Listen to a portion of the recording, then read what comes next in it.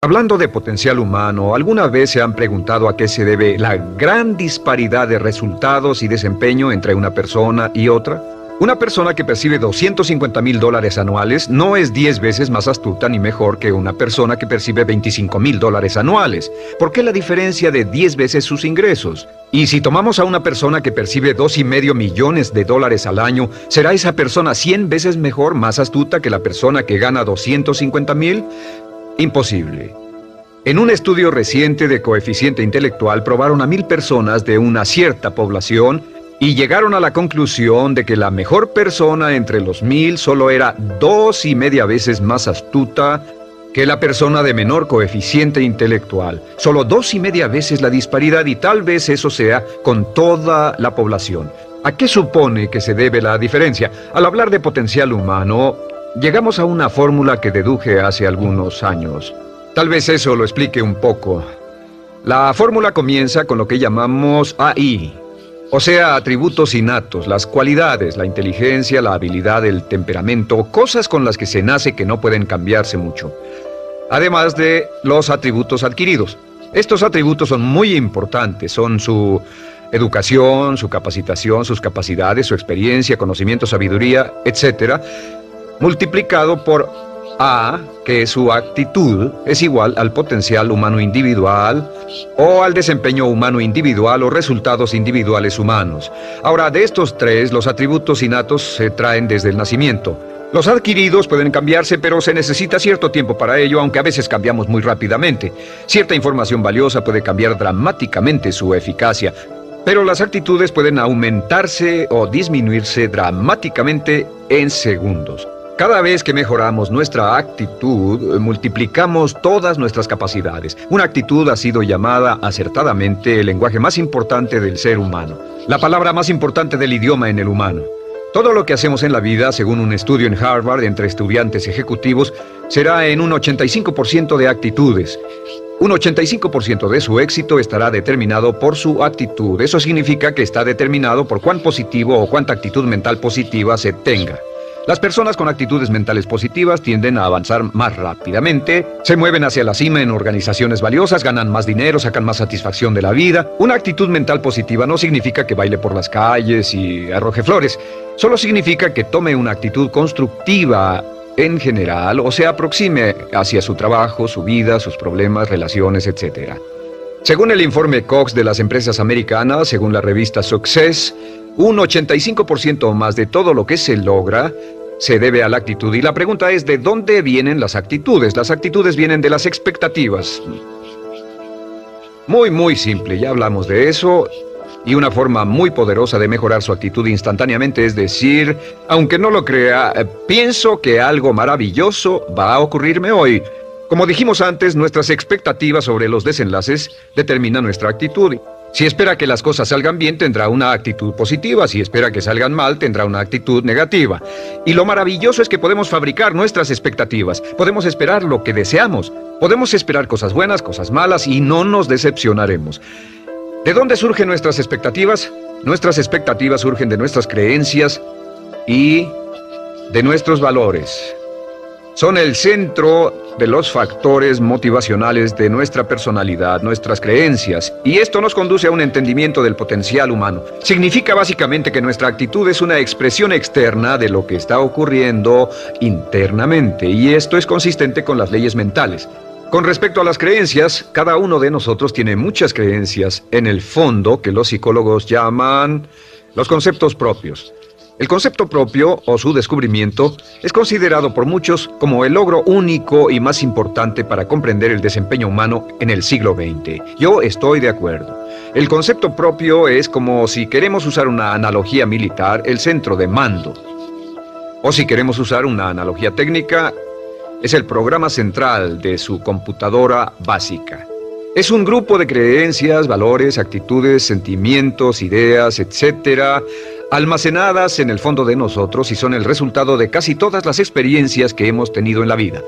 Y algunos investigadores dicen que el concepto propio comienza a formarse aún antes del nacimiento, pero el concepto propio, una vez colocado, Precede, predice y determina sus niveles de eficacia y desempeño en todas las áreas de nuestra vida. El concepto propio se convierte en el centro de mando o el programa maestro. El concepto propio de este grupo de creencias determina lo que dirá, lo que hará, cómo actuará, cómo se siente y reacciona, etc. ¿Qué significa esto? Significa que todas las mejoras en su vida externa, todos los cambios en su realidad comienzan con un cambio en su concepto propio. Les voy a explicar lo que significa. Esta es una gráfica muy simple. Hablamos de potencial humano y decimos que la persona promedio usa un 10% o menos de su potencial. Según investigaciones, tal vez es mucho menos. El Instituto Stanford Brain en Santa Clara, California, estima que tal vez se aproxime a un 2%. Seremos generosos y diremos que la persona promedio usa un 10%. Significa que en los mejores casos, la mayoría, como usted o yo, no usamos un 90% de nuestro potencial. Uno de los mejores filósofos, Oliver Wendell Holmes, dice que la tragedia de la persona promedio es que llegan a la tumba con su música aún por dentro. Aún están funcionando con mucho menos de su potencial total. Y esto es el potencial humano. Sabemos que existe una relación directa entre el potencial humano y el concepto propio. Pero como nuestros conceptos propios o nuestras estimaciones de nosotros mismos generalmente son mucho menores de lo que debieran ser, nuestro nivel de desempeño y eficacia también es menor. Sabemos que nuestro concepto propio es altamente subjetivo. ¿Qué significa esto? Significa que el concepto propio, lo que pensamos que es cierto sobre nosotros mismos, no está basado en la realidad, está basado en información que hemos tomado y aceptado como cierto, hasta el grado en que creemos lo que sea de nosotros mismos y se vuelve cierto para nosotros porque actuamos de una forma consistente con ello. Algunas personas que leen sus horóscopos y creen en horóscopos predicen su futuro. Hay algunas personas que toman la crítica y las opiniones de otros a quienes ni siquiera respetan y hacen suyas esas ideas, dando un resultado muy negativo. Lo que piense, lo que acepte como cierto, se vuelve cierto para usted. También sabemos que como adultos tenemos una variedad de conceptos propios. Tenemos un concepto propio de cómo vestirnos, cuánto pesamos, lo que comemos, lo bien que podemos hablar en público, qué tipo de padres somos, qué tipo de hijos somos con nuestros padres, qué tipo de esposo o esposa somos, qué tipo de amante, de conductor. Lo interesante de manejar es que todos los hombres tienen un concepto muy positivo con respecto a esto. Las mujeres no entienden esto, pero los hombres nacen con un genio inherente para manejar. Todos los hombres son choferes excelentes. Si no lo creen, todo lo que tienen que hacer las mujeres que están viendo esto es pensar en la última vez que trataron de corregir la forma de conducir de un hombre y recordarán que no obtuvieron buenas respuestas. ¿Cómo respondemos ante alguien que desafía nuestro concepto propio, sugiriendo que no somos las personas que pensamos ser? Estamos a la defensiva, nos enfadamos, nos irritamos, es difícil que nos traten. Tenemos un concepto propio de lo creativos que somos, lo inteligentes, lo rápido que leemos, lo bueno que somos en los deportes, y si practicamos una gran variedad de ellos, tenemos un concepto propio para cada uno de ellos. Tenemos un concepto propio de lo bien que cocinamos, de lo bien que educamos a nuestros hijos, de lo bien que limpiamos nuestra casa, los autos que manejamos, etc. Y también de lo que valemos por lo que ganamos. Es muy interesante saber que nunca ganamos más del 10% de nuestro concepto propio en ingresos. Nuestro concepto propio determina nuestro nivel de ingresos. Este nivel de concepto propio se llama zona de confort. Y aunque querramos más dinero, veremos que la tendencia humana natural de todas las actitudes es luchar por lograr entrar a la zona de confort y luego quedarnos ahí. Si ganamos un 10% por encima de nuestro concepto propio de ingresos, tendremos una necesidad imperante de deshacernos de ese dinero. Lo donaremos, lo gastaremos en forma extravagante y hasta lo perderemos si recibimos demasiado. Las personas que ganan la lotería siempre están quebradas a los 2 o 3 años. Queman el dinero porque ese dinero está más allá de su concepto propio. Si gana 10% o menos de su nivel de concepto propio, se descubrirá luchando, trabajará más duro, más tiempo, pensará en forma más creativa, buscará diferentes formas para aumentar sus ingresos o sus segundos ingresos. La única forma de mejorar cualquier parte de su vida, incluyendo sus ingresos, es aumentando el nivel del concepto propio de sus ingresos, comenzando a pensar en usted como si estuviera ganando más dinero. Si quiere bajar de peso, la única forma en que podrá lograrlo es pensando en que está delgado. Piense en usted mismo como una persona más delgada. Si quiere volverse una persona más popular, más amorosa, más feliz o más sana, comience a pensar una y otra vez en esas cosas hasta que se vuelvan parte de su nuevo concepto propio. Hablaremos de eso más adelante. Es una parte esencial de la programación de su mente hacia el éxito. Su concepto propio global está determinado por el promedio de sus conceptos propios en las áreas que considere importantes. Ahora, su concepto propio está formado de 3 partes críticas. La primera parte del concepto propio es el ideal propio. El ideal propio es la persona que más desearía ser, es su idea de lo que constituye un ganador, es su visión ideal de lo mejor que puede ser usted. Nada más, una de las cosas que sabemos de las personas con éxito es que las personas con éxito tienen ideales propios muy claros, ideales claros de quién quieren ser en el futuro. Las que no tienen éxito tienen ideales muy vagos. El número 2 es la autoimagen. La autoimagen es como un retrato de cómo se ve a sí mismo y lo que piensa de sí mismo. La autoimagen es el espejo interno, es como se percibe a sí mismo ahora en su desempeño actual, en forma cotidiana. La tercera parte es su autoestima. Su autoestima es cómo se siente consigo mismo. Cómo se siente consigo mismo es la fuerza motriz, el motor, la fuerza poderosa dentro de su subconsciente. Es la fuerza de energía dentro de su concepto propio y determina casi todo lo que le pasa. La mejor definición de autoestima es cuánto se agrada a sí mismo. Cuánto se agrada a sí mismo como esposo, cuánto se agrada a sí mismo como empleado, cuánto se agrada a sí mismo como jefe, como inversionista, como orador profesional, como atleta, etc. Según se agrade a sí mismo, su nivel de autoestima, su sentimiento emocional global respecto a cualquier área de su vida, determina su desempeño y su eficacia en dicha área. Lo sorprendente es que se convierte en lo que piensa, su concepto propio es maleable, su autoestima puede formarse repitiendo una y otra vez: me agrada mi persona, me agrada mi persona, me agrada mi persona. Me agrada mi persona, me agrada mi persona, me agrada mi persona. Entre más se repita me agrada mi persona, me agrada mi persona, entre más lo repita una y otra vez, más crecerá su autoestima, y entre más crezca su autoestima, más crecerá su concepto propio global. Cuando crezca su concepto propio global, su desempeño será mejor en todo lo demás que emprenda. Cada vez que diga me agrada mi persona, me agrada mi persona, me agrada mi persona, me agrada mi persona, me agrada, será como bombearse psicológicamente. Todo lo que pase que haga que su autoestima suba hará que se comporte mejor. Todo lo que haga que su autoestima baje hará que se comporte peor, que cometa errores, que sea infeliz, etc. Un punto crítico de agradarse a sí mismo, sobre autoestima y agradarse a sí mismo, es que, número 1, nunca puede querer a nadie más de lo que se quiere a sí mismo. Que su nivel de autoestima es determinante de la calidad de relaciones que tenga con los demás. Y número 2, es que nunca puede esperar que nadie más lo quiera o respete más de lo que se respeta a sí mismo. Cuanto se agrade o se respete a sí mismo, determina sus actitudes hacia usted. Todas las escuelas de psicología actualmente están de acuerdo en el hecho de que depende de lo que usted realmente se quiera y se respete a sí mismo como un ser humano valioso e importante, tiene efecto sobre todo lo que le pase. Cuánto se agrade a sí mismo, y lo que puede hacer es mejorar su autoestima diciendo me agrada mi persona, me agrada mi persona, me agrada mi persona, me agrada mi persona. Y esto nos lleva a la pregunta, ¿de dónde viene el concepto de autoestima? Y descubrimos que el concepto propio es maleable, puesto que no nace con este concepto propio, no nace con ninguna idea sobre sí mismo, no nace con autoimagen ni autoestima. Nace, en cierto modo, como potencial propio. Es la mejor forma de plantearlo. La persona promedio llega al mundo como potencial puro. Y no tiene el concepto propio de que todo lo que es ahora, todo sentimiento que tiene, toda actitud o valor, tuvo que aprenderlo en el transcurso de su vida. También sabemos que el niño llega al mundo con una necesidad imperante de amor y contacto.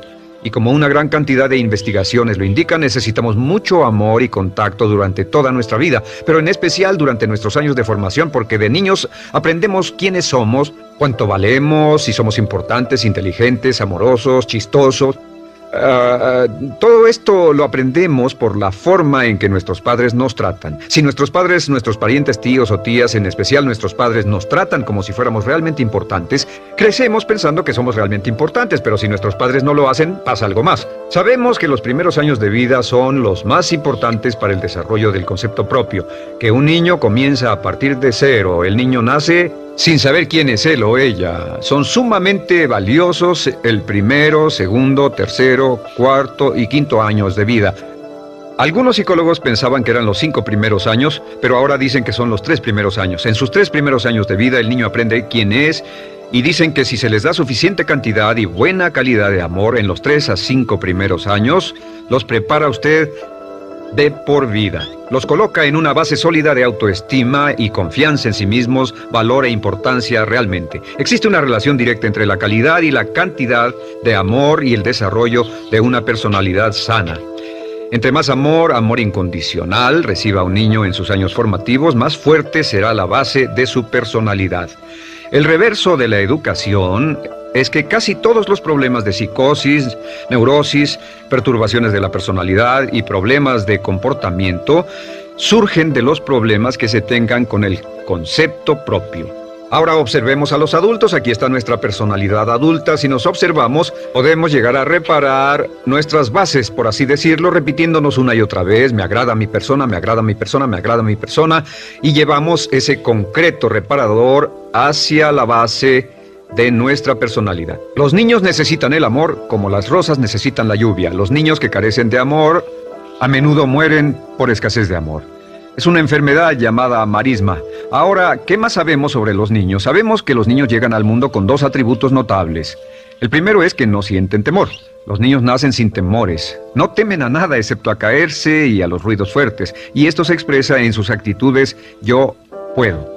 Los niños llegan al mundo pensando que pueden hacer cualquier cosa, y quien haya criado a un niño hasta la edad de 3, 4 o 5 años sabe que debe pasar esos primeros años evitando que se maten, porque son como pilotos japoneses, porque no le tienen miedo a nada. Su segundo atributo es que llegan al mundo totalmente espontáneos. Dicen lo que quieren, hacen lo que quieren, son totalmente desinhibidos. Totalmente. Ellos no temen hacer nada de lo que desean, y esto se expresa en su actitud: no quiero. No tengo que hacerlo. Si ha tratado de controlar a un niño, lo habrá visto. Lo primero que dicen cuando comienza a darle órdenes, lo primero que aprenden es: no tengo que hacerlo. Claro, a veces cambiamos sus mentes de una u otra forma, pero estos son los dos atributos con los que los niños llegan al mundo. Llegan al mundo sin temores y desinhibidos. ¿Qué significa esto? Significa que nuestro derecho innato natural es no ser temerosos y ser desinhibidos. Y solo cuando podemos crear la misma situación en nuestra vida adulta, cuando no tememos y somos desinhibidos, nos sentimos a gusto con nosotros mismos. Las mejores organizaciones, las mejores compañías son las que crean un ambiente donde nos sentimos sin temores y sin reservas para ser nosotros mismos y para hacer lo mejor de nosotros. Al crecer descubrimos que los niños aprenden de dos maneras. La primera es por imitación. Imitan a uno o a ambos padres, en especial al padre dominante. Algunas veces el padre dominante cambiará cuando crezca el niño, y a veces los niños imitan al padre, a veces a la madre, pero aprenden por imitación. Muchas características y hábitos que tenemos como adultos los aprendimos de nuestros padres. ¿Alguna vez ha tenido la ocasión de gritarle o reñirle a uno de sus hijos? Verá que le dice las mismas cosas que le dijo su padre a usted cuando era niño. Así que imitamos. A veces imitamos su caminar, a veces su forma de hablar, a veces imitamos sus valores, sus creencias, etc. Aunque esos valores y esas creencias no tengan ningún valor. ¿Por qué? Porque nuestros padres eran así cuando nosotros éramos niños. La segunda forma en que aprendemos es pasando de la incomodidad, lo que no se siente bien, hacia la comodidad. Freud llamó a esto el principio del placer. O sea que nos movemos hacia aquello que nos hace sentir cómodos, lo que nos da placer, lo que nos hace sentir bien con nosotros. Nos movemos de la incomodidad hacia la comodidad.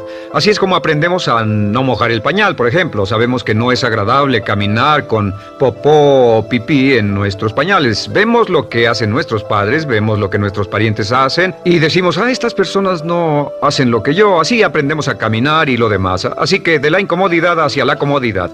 Durante toda nuestra vida, por cierto, así es como aprendemos. Imitamos leyendo lo que otras personas hacen, estudiando libros y en el trabajo, imitamos cuando vamos a la escuela, y hacemos lo que nos da resultados positivos, lo que nos da refuerzos positivos, y hacemos cada vez menos las cosas que nos causan incomodidad o dolor.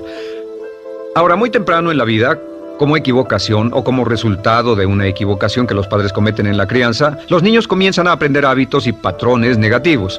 Los patrones y hábitos negativos tienen sus raíces principalmente en la crítica destructiva. La crítica destructiva comienza muy temprano en la vida, a veces en los primeros meses. Y la crítica destructiva la usan los padres para dirigir y controlar a sus hijos. Desafortunadamente, tiene un efecto muy peligroso y dañino sobre nosotros, ya que la crítica destructiva tiende a minar la integridad de la personalidad del niño.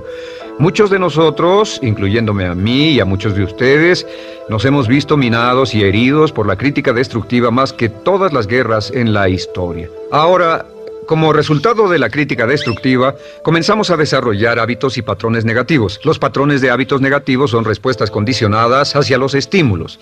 Los patrones de hábitos negativos se desarrollan en los inicios de la vida.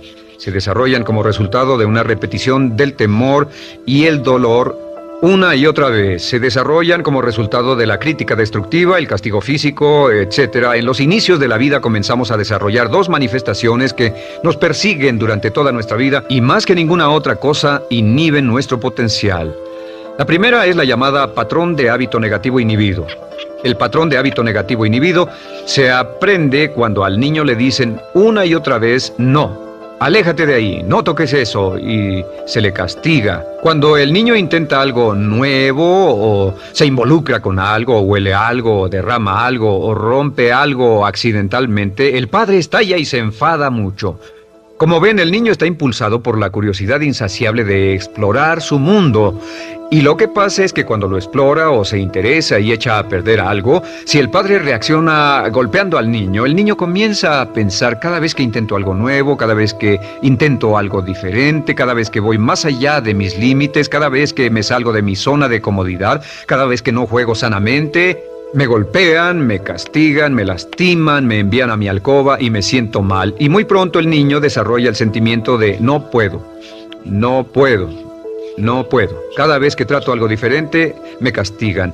No puedo, no puedo, no puedo.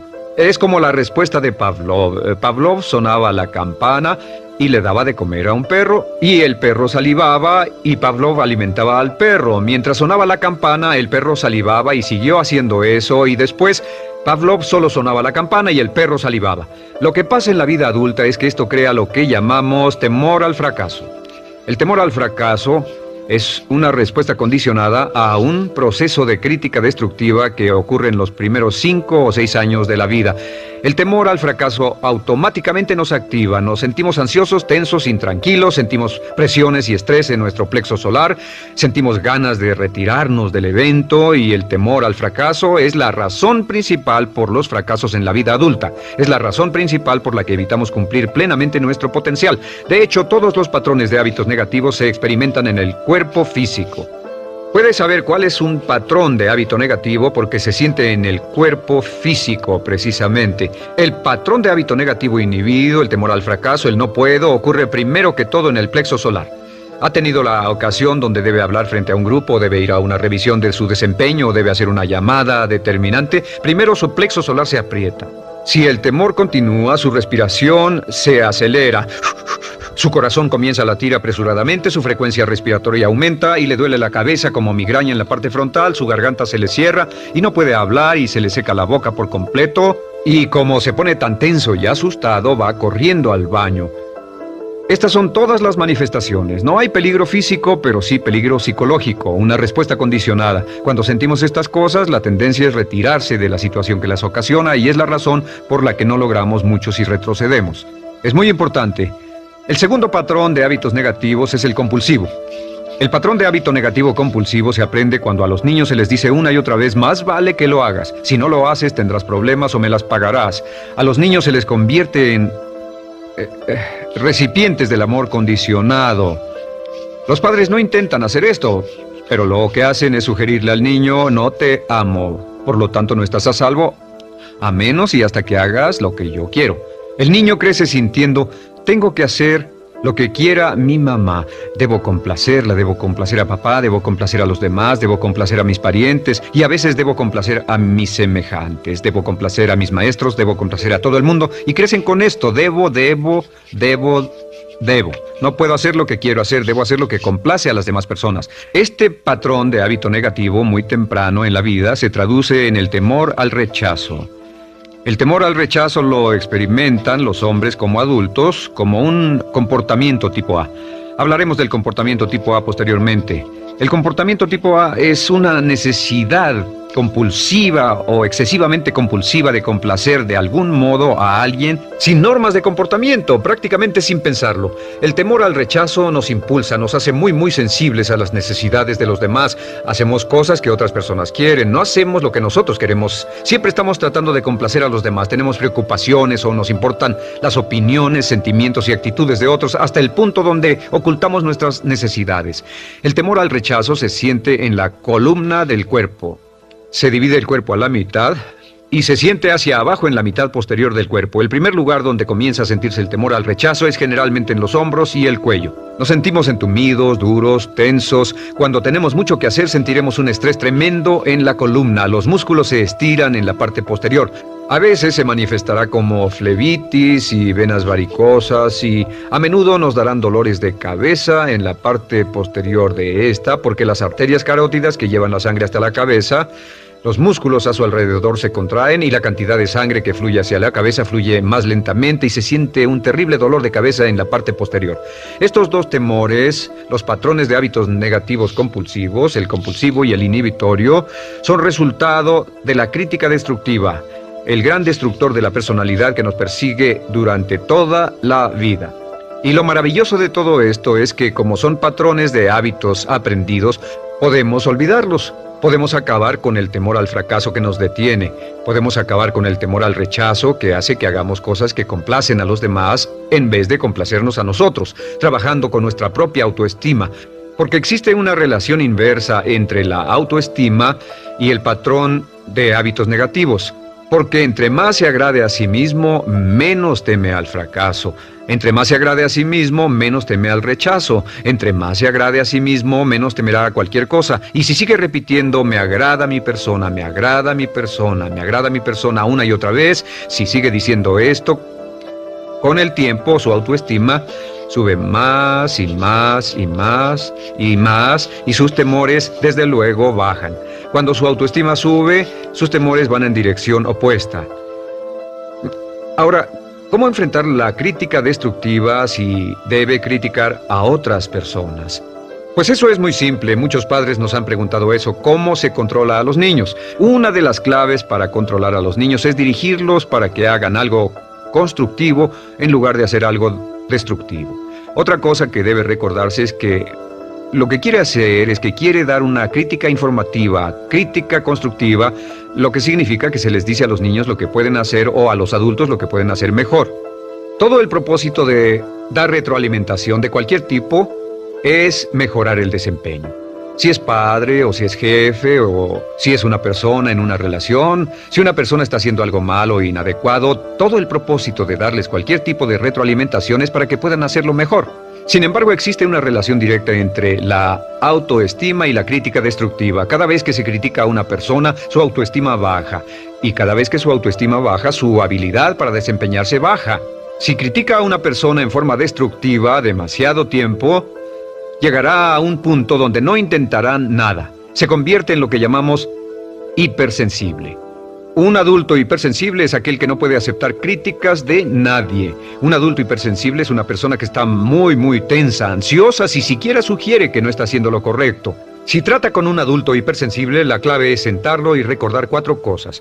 Número 1, comenzar con alabanzas. Número 2, proteja la autoestima de la persona a toda costa. Número 3, discuta el desempeño y no a la persona. Hable del comportamiento más que de la persona.